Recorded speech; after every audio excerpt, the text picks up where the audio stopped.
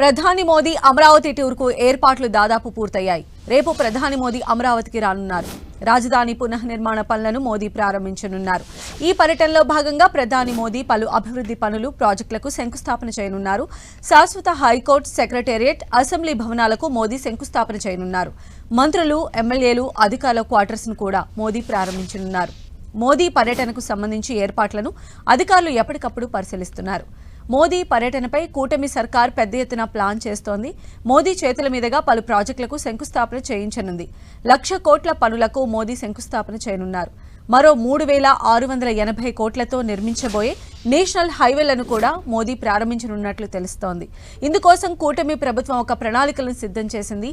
వెలగపూడి సచివాలయం వెనుకగా ఈ అభివృద్ధి కార్యక్రమాన్ని ప్రారంభించనుంది.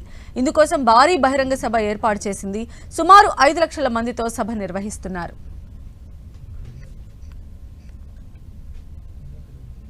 ప్రధాని మోదీ పర్యటన సందర్భంగా అమరావతిలో ట్రాఫిక్ ఆంక్షలు విధించారు. రేపు ఉదయం 5 గంటల నుంచి రాత్రి 10 గంటల వరకు ట్రాఫిక్ మళ్లించారు పోలీసులు. అమరావతి పునఃనిర్మాణ కార్యక్రమానికి ప్రధాని మోదీ రేపు అమరావతికి రానున్నారు. రోడ్ షోతో పాటు పలు కార్యక్రమాలకు శంకుస్థాపన చేయనున్నారు మోదీ. దీంతో అమరావతి చుట్టుపక్కల ప్రాంతాలకు ట్రాఫిక్ మళ్లించారు. చెన్నై నుంచి విజయవాడ మీదుగా విశాఖపట్నం వెళ్లే వాహనాలను ఒంగోలు జిల్లా త్రోవగుంట నుంచి చీరాల వైపు మళ్లించారు. ఇదే అంశంపై మరింత సమాచారం అమరావతి నుంచి మా ప్రతినిధి దుర్గా అందిస్తారు.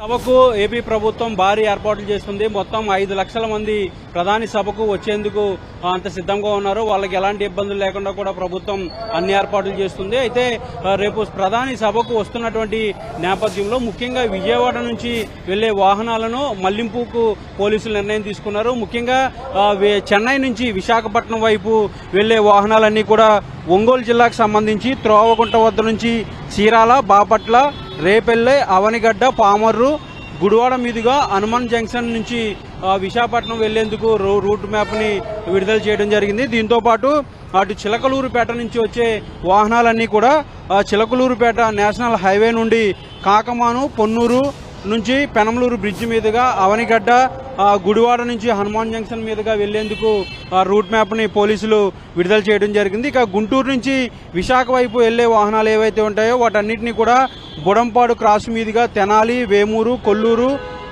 వెల్లటూరు జంక్షన్ నుంచి అవనిగడ్డ, పామూరు, గుడివాడ, హనుమాన్ జంక్షన్ మీదుగా వాటన్నిటినీ కూడా మళ్లించడం జరిగింది. ఇక గన్నవరం వైపు నుంచి హైదరాబాద్కు వెళ్లే వాహనాలన్నీ కూడా విజయవాడకు రాకుండా విజయవాడ ఏదైతే శివారు ప్రాంతంగా ఉన్నటువంటి ఆగిరిపల్లి నుంచి శోభనాపురం, గణపురం నుంచి మైలవరం మీదుగా హైదరాబాద్ హైవేకి వెళ్లేందుకు రూట్ మ్యాప్ ని విడుదల చేయడం జరిగింది. ఇక విశాఖపట్నం నుంచి హైదరాబాద్ కి వెళ్లేందుకు రూట్ మ్యాప్ ను కూడా పోలీసులు విడుదల చేయడం జరిగింది. హనుమాన్ జంక్షన్ నుంచి నూజివీడు, మైలవరం, జీకొండూరు, అలాగే ఇబ్రహీంపట్నం మీదుగా హైదరాబాద్ కు వెళ్లేందుకు రూట్ మ్యాప్ ని విడుదల చేయడం జరిగింది. ముఖ్యంగా మల్టీ యాక్సిల్ అలాగే భారీ వాహనాలన్నీ కూడా రేపు ఒక్కరోజు విజయవాడ చుట్టుపక్కల ఉన్నటువంటి రహదారులోకి రాకుండా చుట్టుపక్కల సుదూర ప్రాంతాల నుంచి వాటన్నిటిని కూడా ట్రాఫిక్ ని మళ్లించడం జరిగింది. రేపు ఉదయం 5 గంటల నుంచి సాయంత్రం 10 గంటల వరకు అంటే ఏదైతే మోడీ సభ అయిపోయిన తర్వాత మోడీ ఇక్కడి నుంచి వెళ్లిపోయిన తర్వాత రాత్రి